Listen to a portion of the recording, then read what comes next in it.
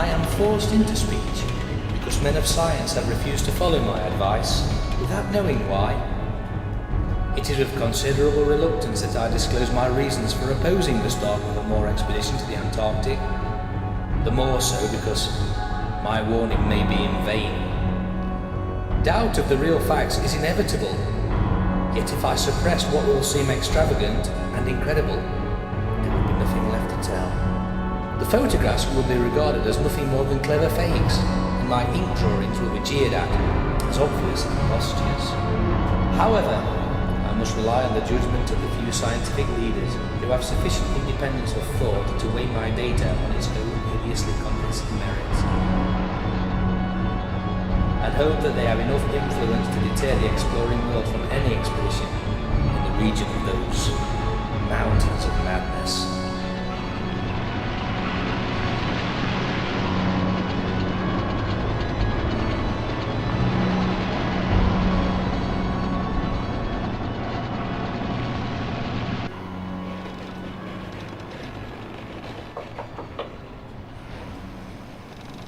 Professor?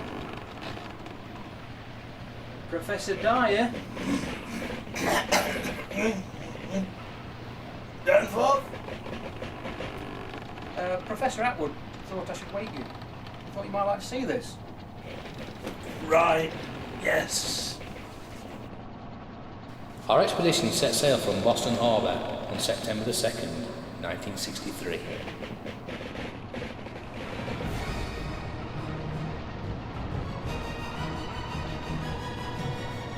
We consisted of 4 men from Miskatonic University. Professor Lake of the Biology Department. Good to see you on your feet, William. First the tropics, now this bitter cold. Professor Parvody of the Engineering Department. Brace up, there's worse triggers to come.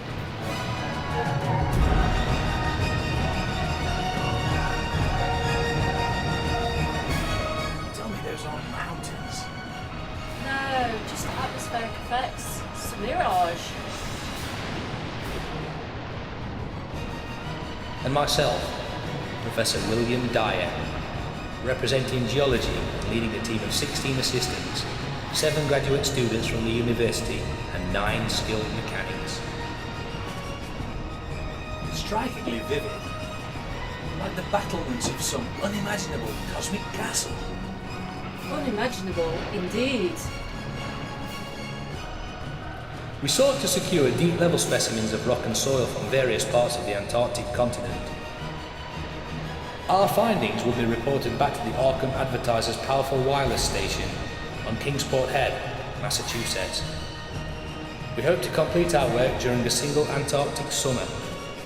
Little did we know of what was to come in that cryptic realm of ice and death.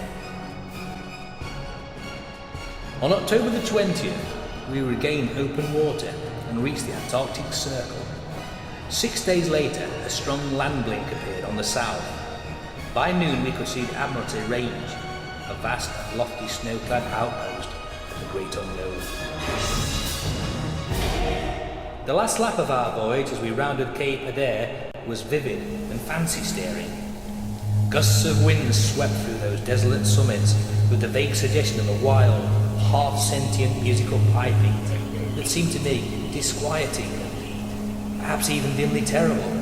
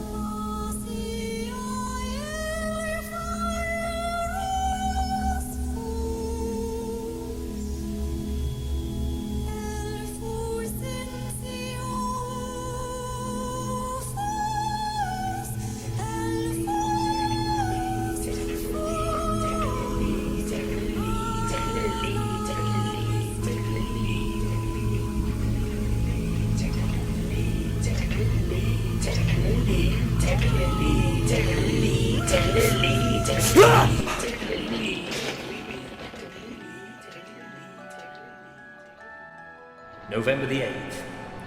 We entered McMurdo Sound and stood off the coast in the lee of smoking Mount Erebus. Darkness. Pardon? Erebus. Primordial Greek god of the dark corners of the earth. The son of chaos. You read more than just Dark novels, I take it. And then some. We're at the very bottom of the world, Professor. It's a far more poignant, more complex thing than I've ever read about, or could ever have imagined.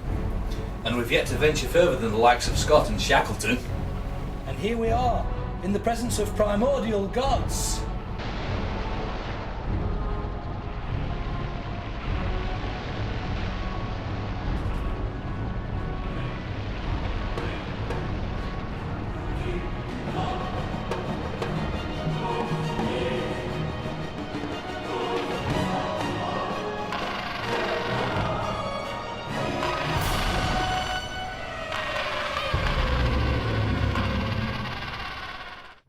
November the 9th. Following a difficult landing, we set up provisional camp on the frozen shore of Ross Island. You get that crate and strap it down safe.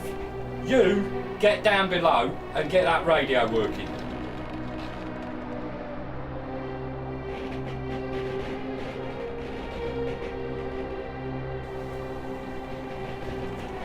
Good to see all the men in such fine fettle.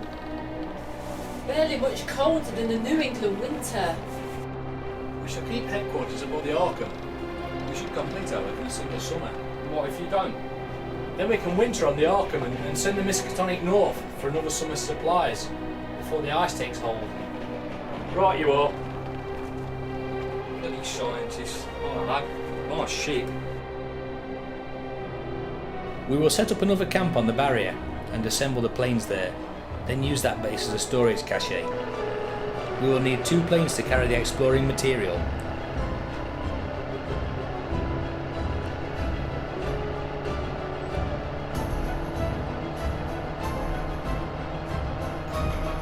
The second can be left with a pilot and 2 men from the ships in case the other plane is lost.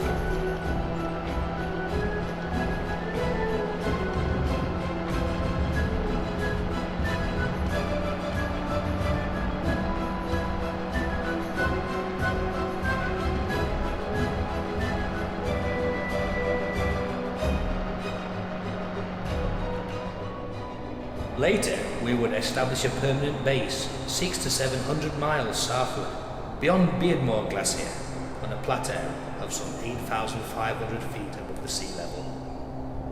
By December the 15th, we had taken to drilling and blasting where no previous explorer had ever thought to secure mineral specimens before. Our efforts yielded many wonders, not least of all 3 curious fragments of slate.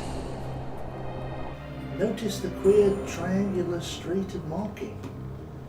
Possibly the print of some large, unknown organism of considerably advanced evolution.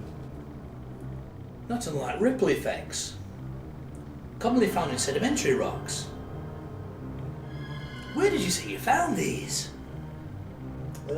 Westward, near the Queen Alexandra Range, we found trilobites, crinoids, gastropods, all connected to this region's primordial history.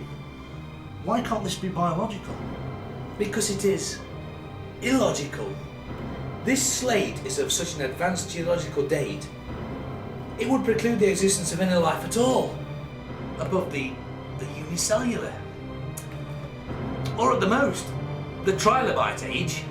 These fragments must be between 500 million and 1,000 million years old.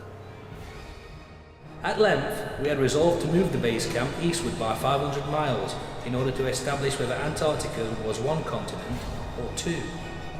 But Lake had developed a dogged insistence that we press on northwestward. Those 3 fragments of slate had whetted his curiosity to the utmost. Just a few days. That's all I ask. Well? It's a waste of time.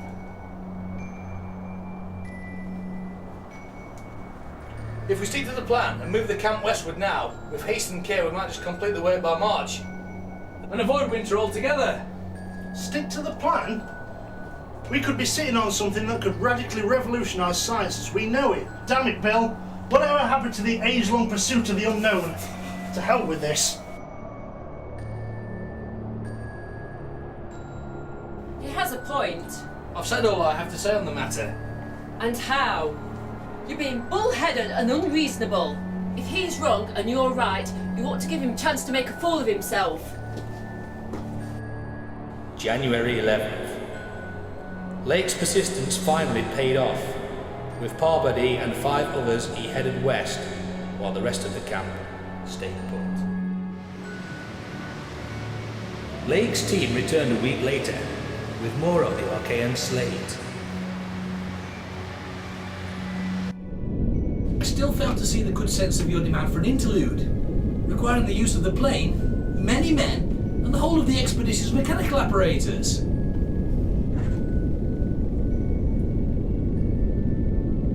Perhaps we ought to put this to the vote. All those in favour of a sub-expedition northwestwards, raise your hands.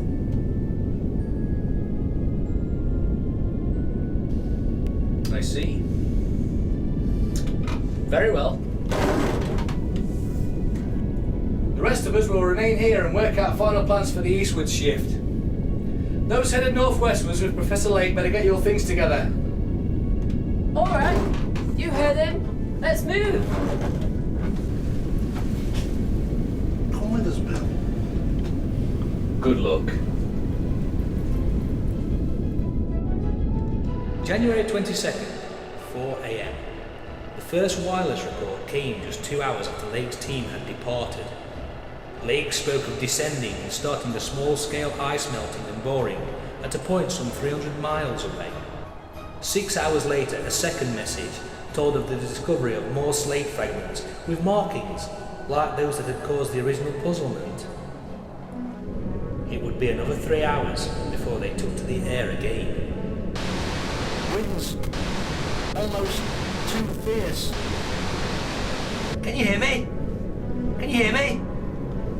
Take her down and try and make camp till the worst passes. Believe me, Bill, the new specimens we've found make any hazard worth taking. Lake! Take her down! Lake! No use, Bill. Can't hear you. Lake! His excitement has now reached the point of mutiny. I shouldn't have trusted him. The expedition's success is now at risk.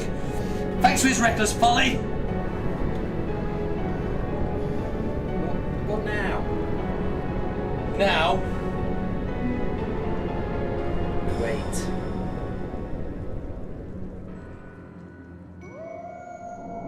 (10:05 p.m.) Mountain range ahead, higher than any. See, reach as far as can see, to right and left. Cones. quick! Fellas, it's Lake! Peaks appear to be black and bare of snow. Nearly forced down onto the plateau and the foothills. Nobody hurt, but I think I can repair. Lake? They'll transfer essentials to other crew for return. No more heavy plane travel needed just now. Lake? Lake? Can you hear me? Bill, I can hear you, loud and clear. You wouldn't believe it if you saw it with your own eyes. Mountains, surpassing anything in imagination. like a land of mystery in a dream, or a gateway to a forbidden world of wonder. Wish you were here to see this. Though the hour was late, none of us considered retiring. Thought of this titanic mountain rampart 700 miles away inflamed our deepest sense of adventures. Then, at 11 p.m, came another call from Lake. Up over the highest foothills, hard going at this altitude, but worth it. Great range, fairly solid, can't get any glimpses beyond. We've flown close to some strange cube-like formations on the highest slopes. See a lot of cave mounds, unusually regular in their outline. You've got to see this, Bill. As soon as we can, we'll send a plane. Height's about 30,000 to 35,000 feet. You can also hear a strange whistling or piping noise. Must be the wind blowing through the caves. We're going to set up. It'd be prudent to establish a proper base. The wind here is unlike any we've encountered so far. Time we head back. It's been a long day. All right. We'll reconvene in the morning. Get some rest. We're going to need to consider gasoline. Just how and where to concentrate our supply. Well now, haven't we changed our tune? Is it possible the eastward flight isn't going to happen after all? Not this season. I'll need to contact Captain Douglas immediately and notify him of the change of plan. The following morning. Is that bleeding radio working yet? So we'll send one of the planes to fetch you. What about the rest of the fuel? It depends on Professor Dyer's decision about an easterly trip. Eventually, we'll need to restock this base. But if we postpone the easterly trip, then we might not need to do it till next summer. May I suggest we establish a new route between the New Mountains and McMurdo? Agreed. We were prepared to close the base for an indefinite period when at 4 p.m. that afternoon, Lake began sending the most extraordinary and excited messages. We set up a drill about a quarter of a mile from camp and put 5 men to work with it. Gedney in charge. 3 hours later, he comes running back to camp with startling news. They struck a cave.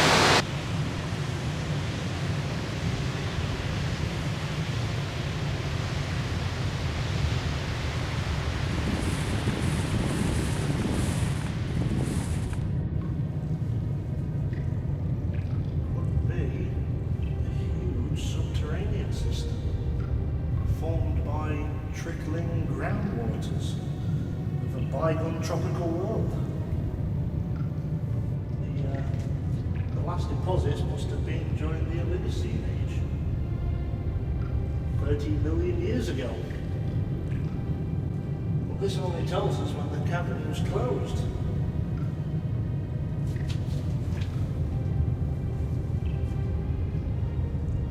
This will be into biology, what Einstein meant to mathematics and physics. The Earth's seen whole cycles of organic life before. But the question is when, where, or how did this all take place? See that hole? What, some kind of injury? Yes. I don't think I can attribute it to any known predatory or carnivorous animal. Could you? Have someone head back to camp for some lights. We need to extend our search.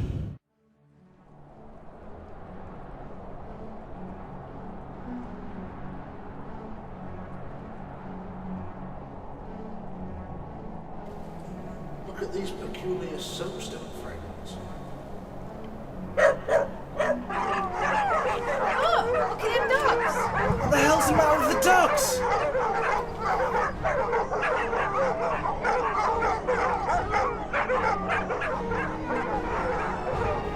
It's the soapstone.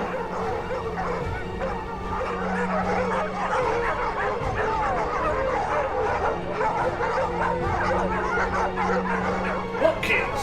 Orendorff, what the hell are you standing around for? Get in here and start digging.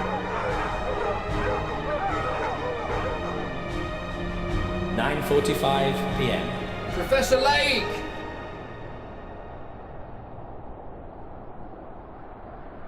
My dear God. Gedney, Yes, boss? I want all hands clear in this area. I want to see what else is down here. 11:30. Over here! How many? 13! We're looking for some. Lucky for us. Let's dig them up and get them back to camp. Need to dissect one of these before I take any rest. What about the dogs? What about it? They'd tear it to pieces given the chance. Right. Doesn't leave us much choice. We need 9 men, leave 3 to guard the dogs. We ought to manage the sledges by ourselves. Not one among us didn't appreciate the epoch-making significance of Lake's finds. I wanted to get to Lake's camp as quickly as I could, but a rising mountain gale put pay to that idea.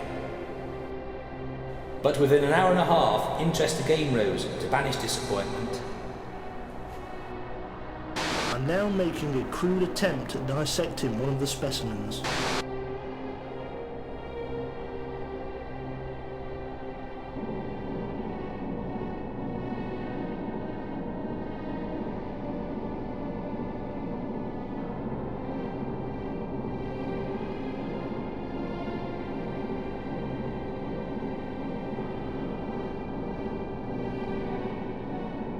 The tools I have at my disposal aren't really cut out for the job.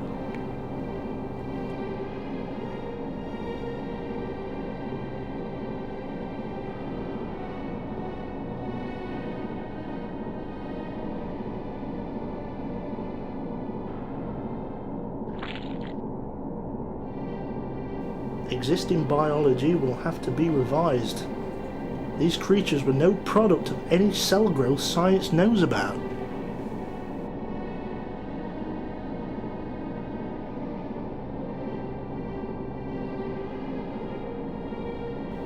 Despite an age of maybe 40 million years, internal organs are wholly intact.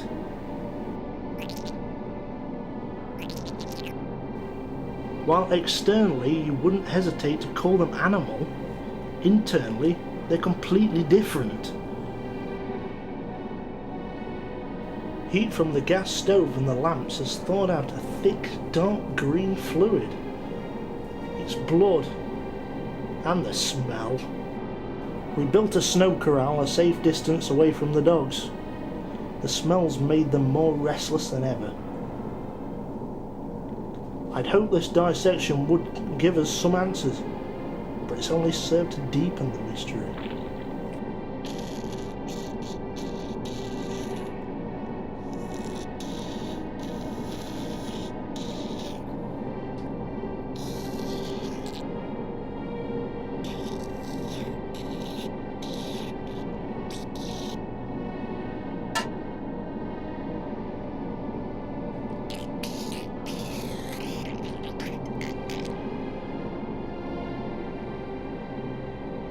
Dissection and circulation evident. 2 fully developed respiratory systems, both gills and pores.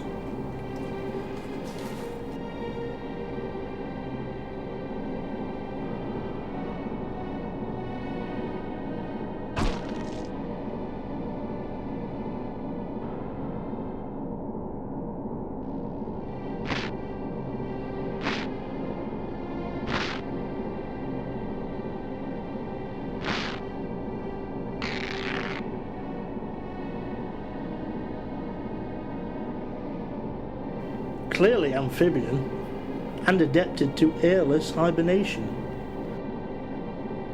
Yet the wings hold a persistent suggestion of the aerial.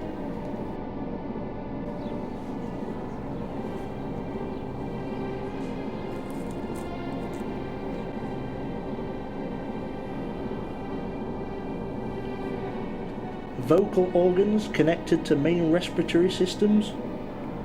Articulate speech would seem barely conceivable.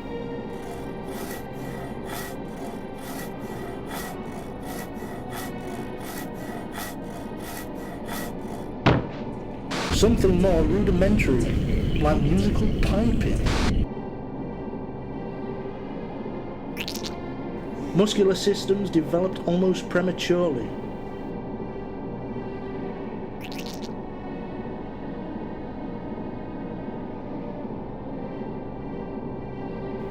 Nervous systems incredibly complex.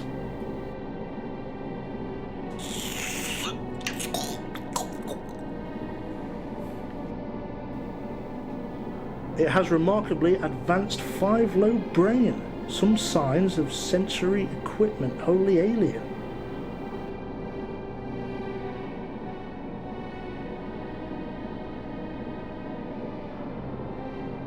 Perhaps it had more than 5 senses.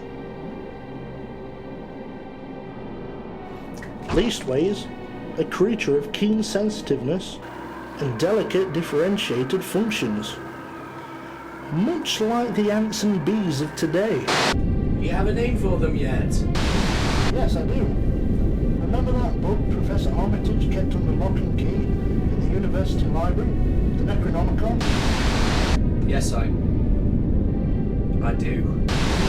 Then you'll understand when I speak of elder things. Bill? Here. I think perhaps we should tone down reports to the outside world for now. At least until we've substantiated these findings. You'd better get some rest. Well done, Lake. Much appreciated, Bill. As soon as this gale passes, I'll have the plane over and get you out here. I'll contact you again at 10 a.m. What do you mean? Elder things? Professor Lake mentioned the Necronomicon, was it? Legends and ghost stories. No need to concern yourself about that old book of tosh. But what is the Necronomicon?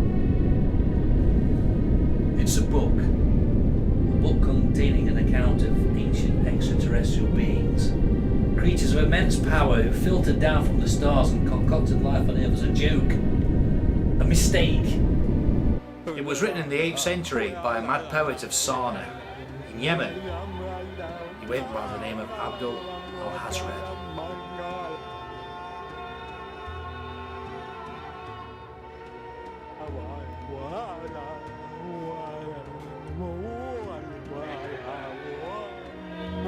But you're leaving out the best part.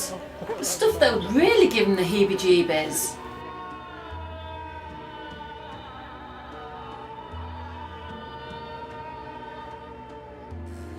They say an invisible monster ate him up in the middle of the street.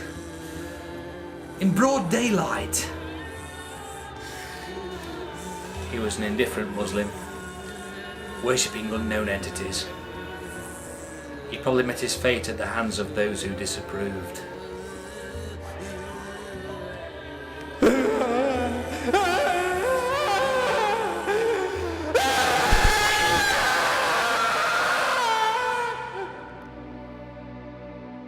The book was originally called Al-Azif, an Arab word, means whistling of the wind, a weird sound or noise.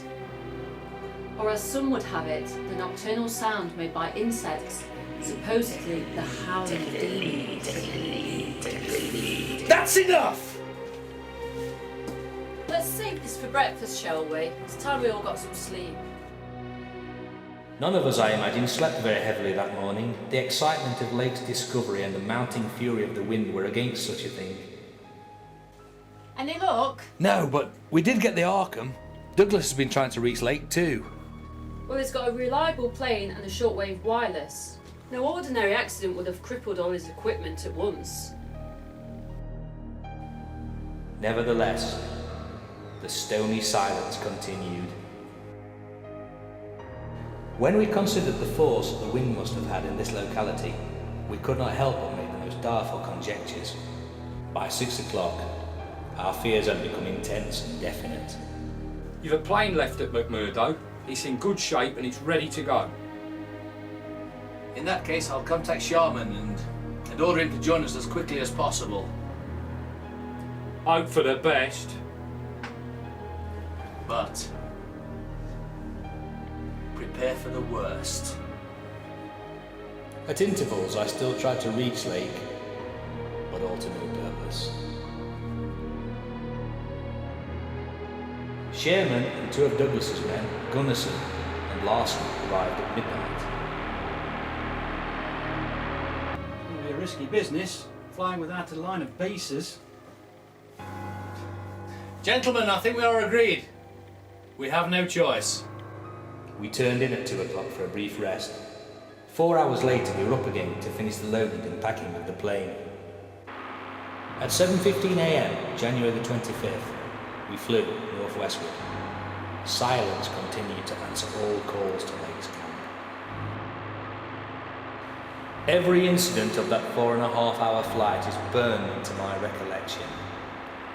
It marked my loss of all that peace and balance which the normal mind possesses through its accustomed conception of nature's laws. Thenceforward, we were to face a hideous world, a world of lurking horrors, which we would refrain from sharing with mankind.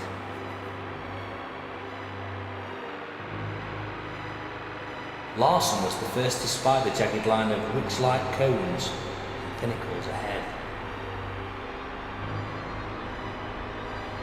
I could not help feeling that there were evil things, mountains of madness, whose farther slopes looked out over some accursed, ultimate abyss.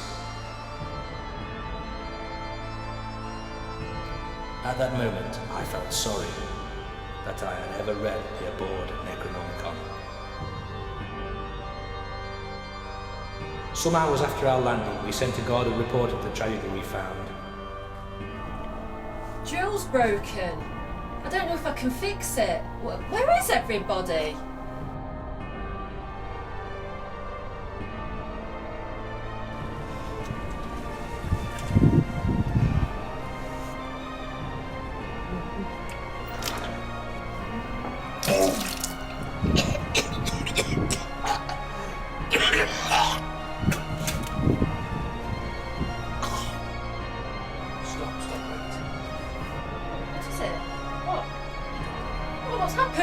Go in there!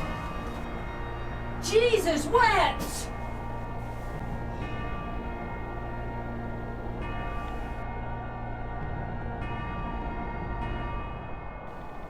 The anatomical instruments are missing.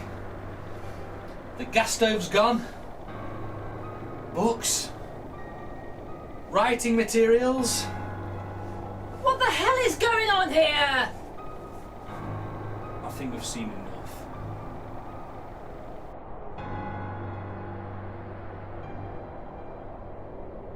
So where's the rest of the men? We searched the other tents. Professor Dyer, come quickly. What the hell did this? The wind must have driven them insane. They did this to each other? It is clear there was some kind of conflict here. Probably must have started with dogs. Well, that's right. We all heard how it went crazy. Maybe the same thing that drove the dogs wild drove the men wild too. The wounds inflicted on the dogs are the same as the men. There are signs of strangulation and laceration. Two-legged or four-legged, the fatter, healthier bodies must have had their most solid masses of tissue removed with considerable precision.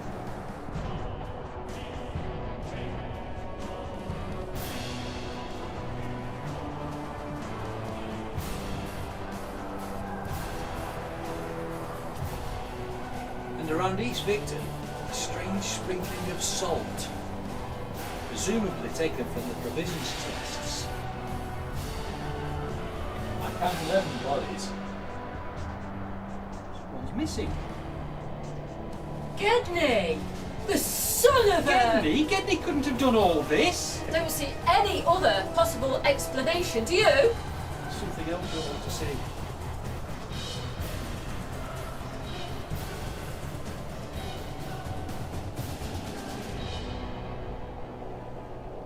Didn't Lake say they'd found 14 specimens?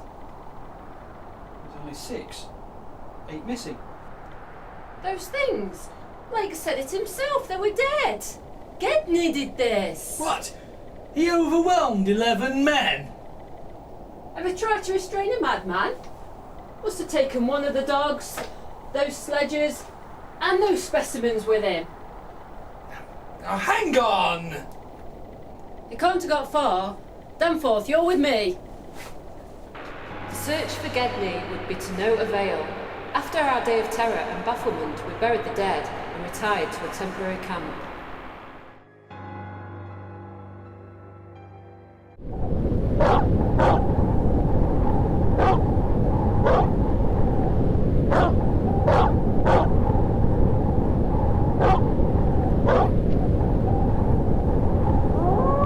How do we tell the world about this? We don't. But these men all had families. Got to tell them something.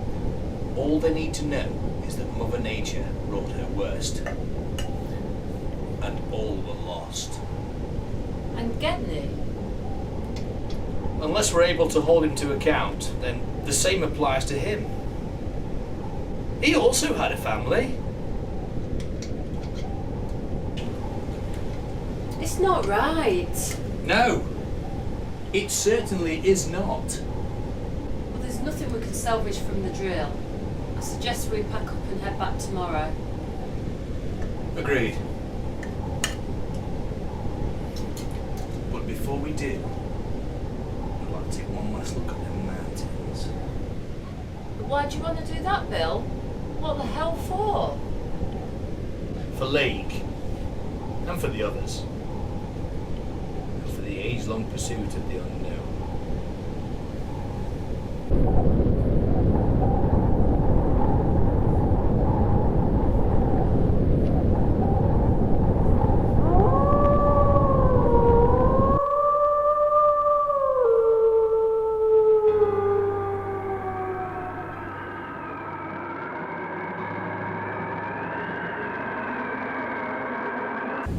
How high do you make it? They were about 12,000 feet up.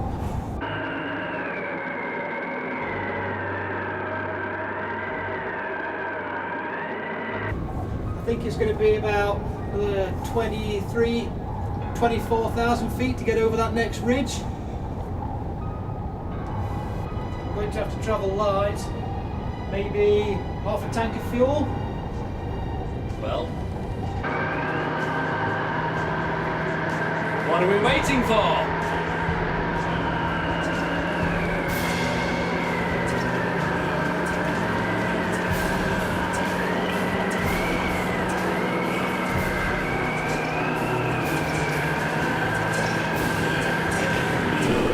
You hear that? You hear that whistling?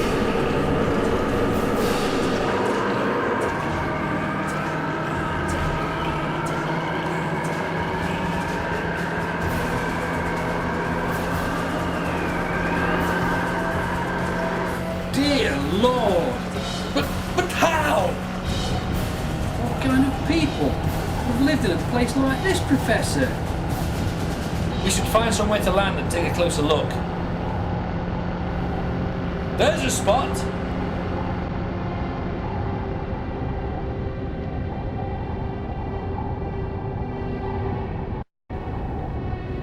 The air's quite thin. No sense in carrying too much equipment. Take only the essentials. Have you got a compass? Check. Torches. Camera.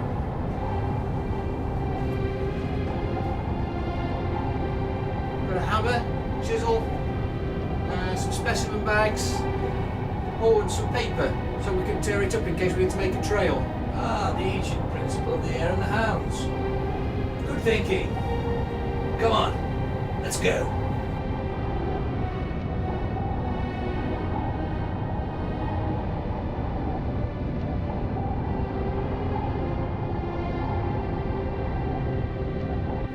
It looks to be made of Jurassic sandstone. Look at the walls.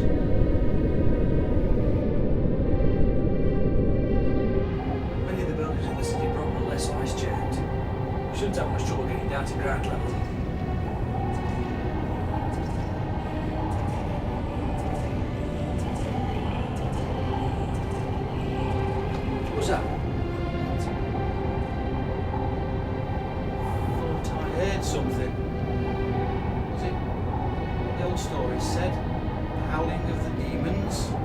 Pull yourself together, Danforth.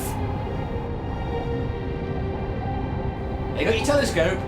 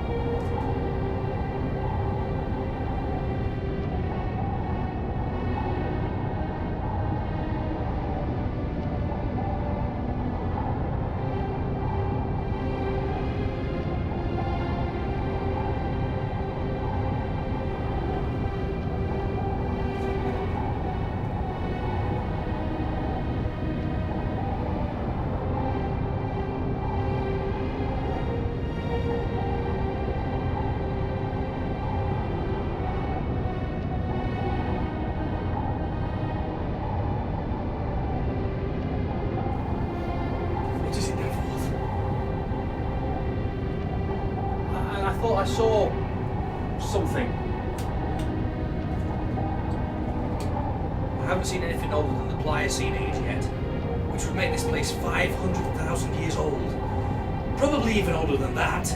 Nothing could possibly still be living here. We're jumping at shadows, echoes. But what happened back at Lake's camp? There don't appear to be any strong currents. Perhaps now would be the good time to start that trail of yours, Danforth. Come on.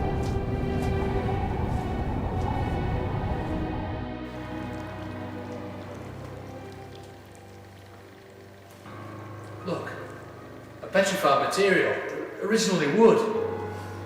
The grain's still discernible. These shutters were closed before the glacial sheet formed. Perhaps the coming of the ice had been foreseen, allowing some nameless population to move en masse. These murals, vivid, skillfully intricate yet utterly alien. Professor? The floor. What is it? Now we have the big picture. These are just the many parts of a greater whole. The history of this eon-dead civilization. Ask not how or why. We have here the answers to where. When?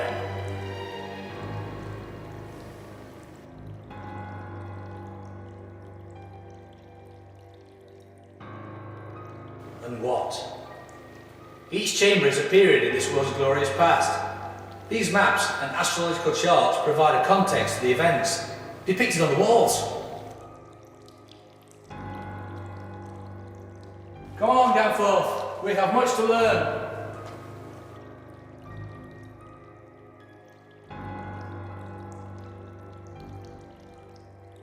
Look, the tale told here now is of a pre-terrestrial history. The chart beneath your feet is now no longer of any earthly geographical formation. The constellation above your head differs to that of any seen in our heavens. The things which once lived here, they were not brainless dinosaurs. They were wise and ancient, filtered down from the stars when the Earth was young. Beings whose substance an alien evolution had shaped, and whose powers were such that this planet had never bred. And this must be an educational centre of some sort. A school? A university. It tells of the coming of the old ones to this earth. Their coming. And the coming of many other alien entities.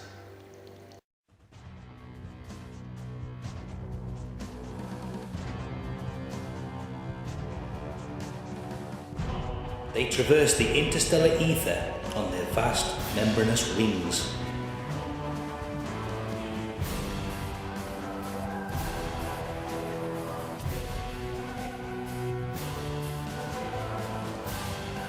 They lived under the sea.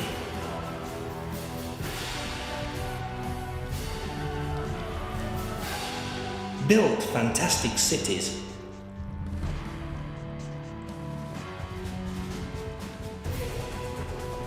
It was there that they first created Earth life, multicellular protoplasmic viscous masses.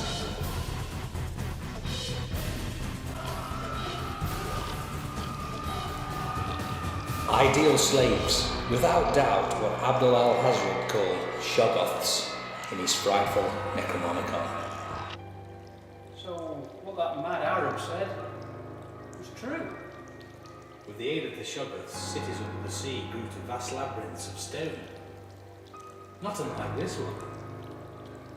Wherever they lived, mountain peaks or the ocean's deepest depths, these beings were highly adaptable. Very few of them ever seemed to die at all, except by violence. At long last, I see a familiar form.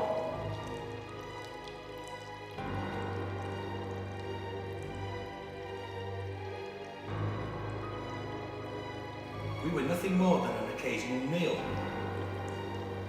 and an amusement. We were a joke, a mistake.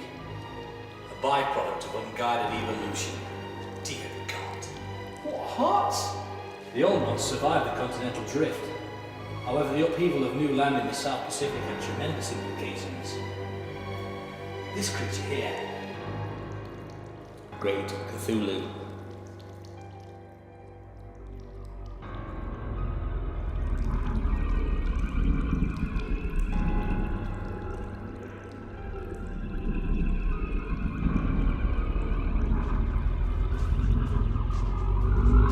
He precipitated a war.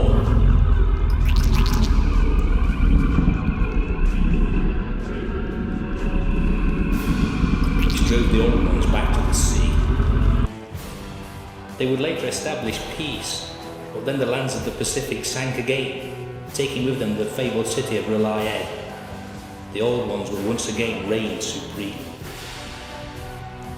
With the march of time, the Shoggoths, the slaves of the old ones, beginning to acquire a dangerous degree of accidental intelligence. They were growing steadily independent, displaying occasional stubborn outbursts. So I guess they rose up against their masters. Indeed they did. With terrible consequences.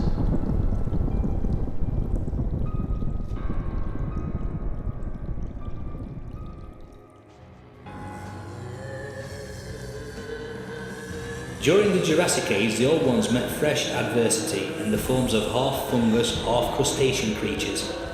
The Necronomicon refers to them as the Margo, or the abominable snowmen.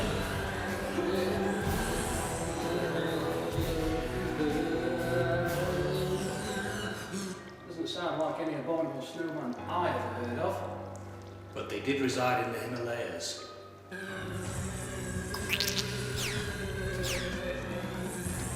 The Old Ones tried to fight the Margo in space, but found the secrets of interstellar travel lost to them. Eventually, the Margo drove the Old Ones back to the sea. Little by little, the slow retreat of the elder race to their original Antarctic habitat was beginning.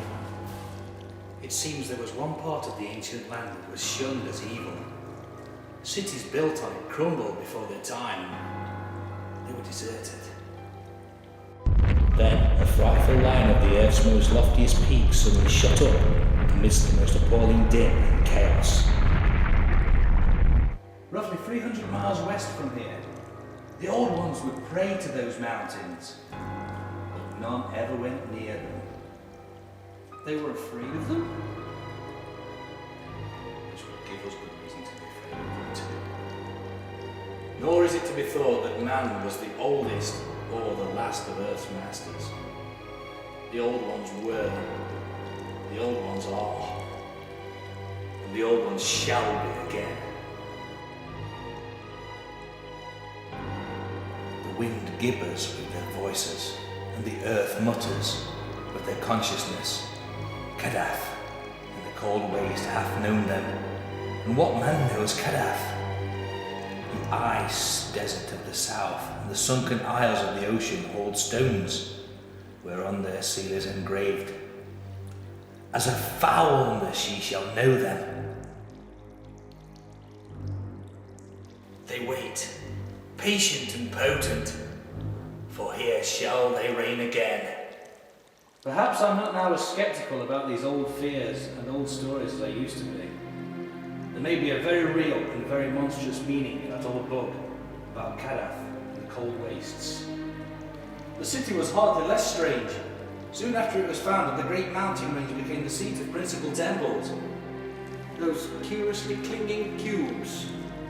Exactly. They explored deep underground, where limestone veins had been hollowed out by groundwaters, and discovered a great, sunless sea. Little did they know, these groundwaters had trickled down from the horrible mountain in the west. That great abyss is where the inhabitants of the city retreated to, in the wake of an advancing ice age. I suppose this brings about a change in our immediate objective. We'll not find it. Not in this maze. Don't forget, we know the where, and judging by this map, not more than a quarter of a mile from here.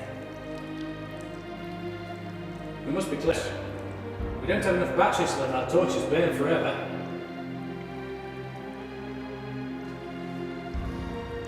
Wait. You smell that? What?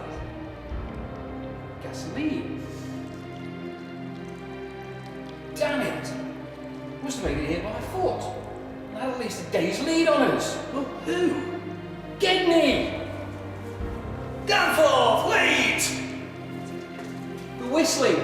Can't you hear it? Danforth, for God's sake! Wait!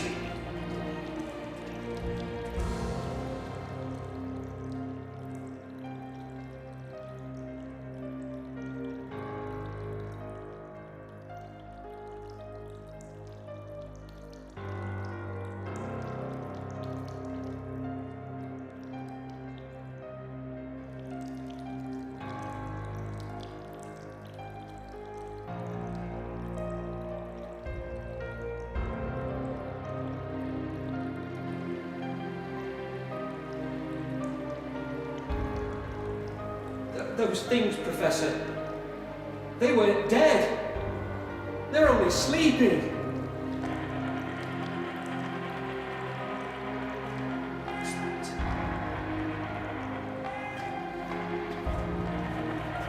Danforth, wait for me!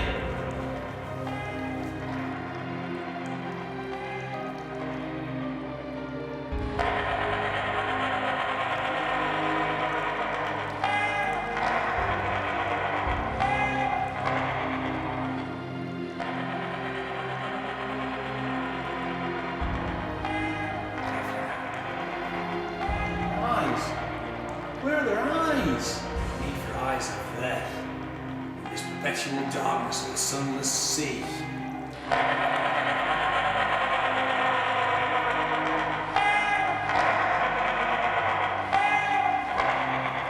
think it's going, but let's find out, shall we? As long as we don't make too much noise, we shouldn't get any trouble from our sightless friend.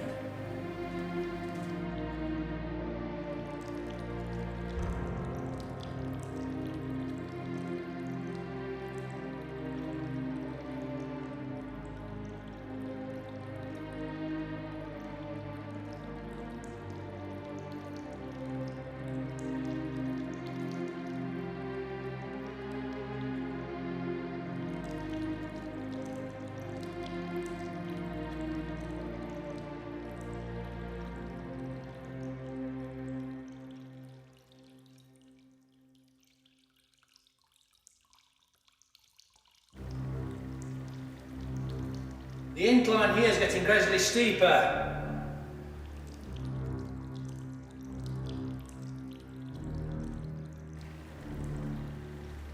I say, mind your... Ah! Professor!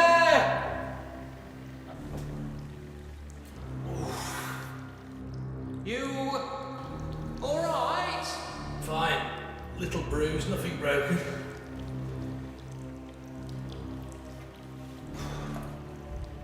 Can't see my goggles.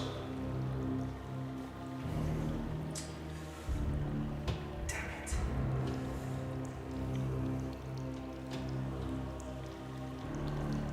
What's this?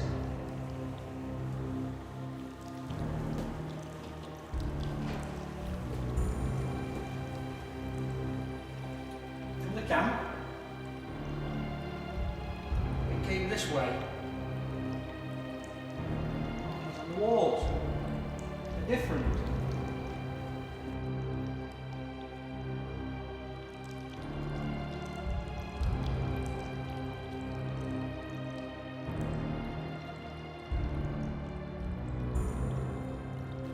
Oh, what's that smell? It's their blood. Poor devils. Devils is about right.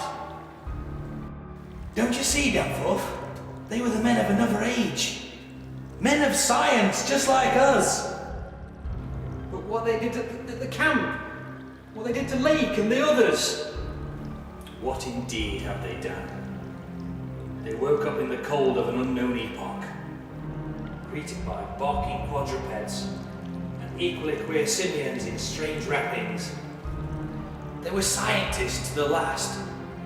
What have they done that we would not have done in their place?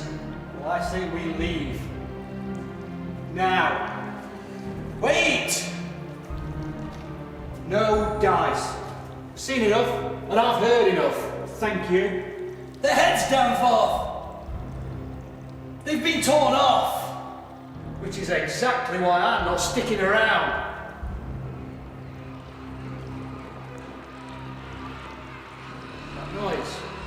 That noise again. Ever since we got here.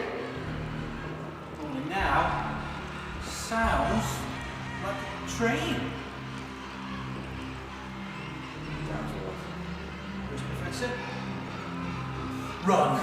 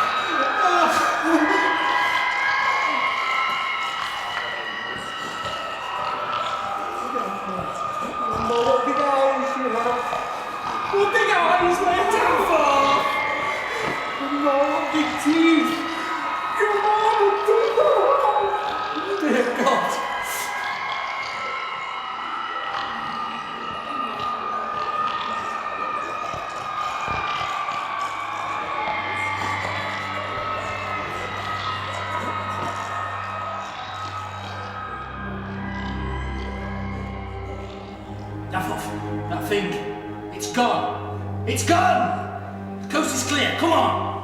So I was walking up the stair and met a man who wasn't there.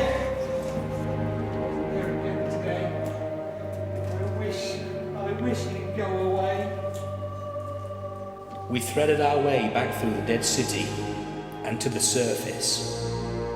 In less than a quarter of an hour, we had found our way back to the ice-choked terrace where we had landed some hours earlier. We paused to catch our breath and turned to look again at the fantastic tangle of incredible stone shapes below us, once more outlined mystically against an unknown west. For a second we gasped in admiration of the scene's unearthly cosmic beauty, and then the vague horror began to creep into our souls. For this far violet line pinnacled against the western sky could be nothing but the dreaded Kadaf and the cold waste. I can take it from here, Danforth. You should rest.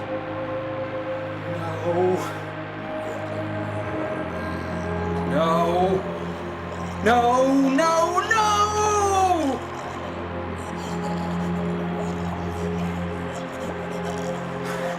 No!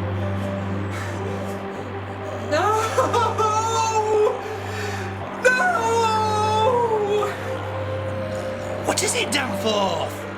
What the hell did you see? No one must know. We must never tell.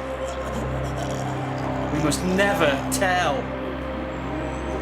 For the peace and safety of all mankind, no one must know. No one must know. No! No!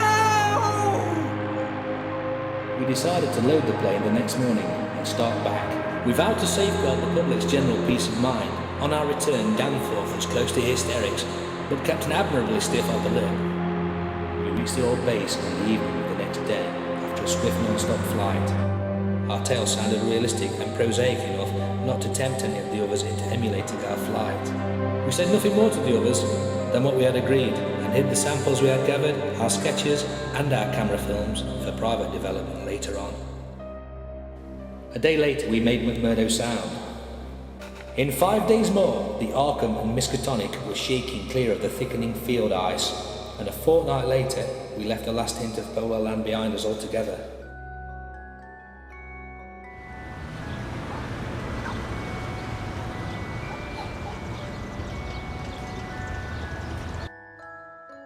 Since our return, we have all constantly worked to discourage Antarctic exploration, and have kept the true story to ourselves, with a splendid unity and faithfulness, but young Danforth.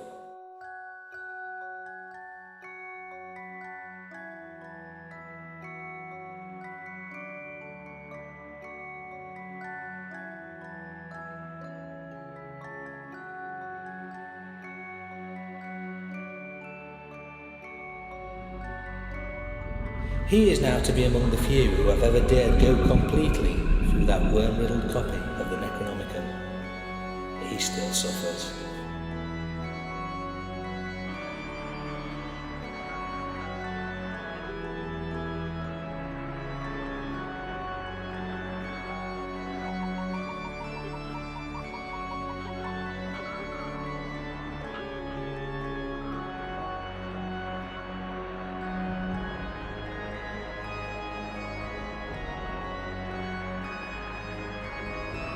Advise!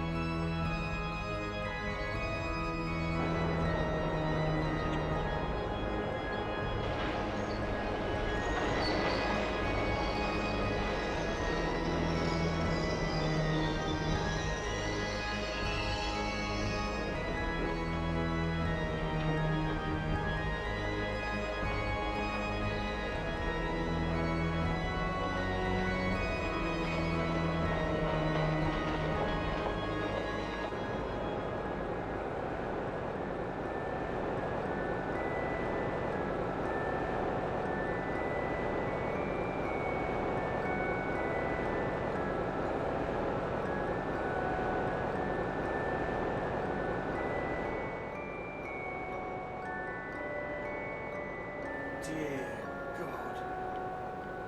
No! No!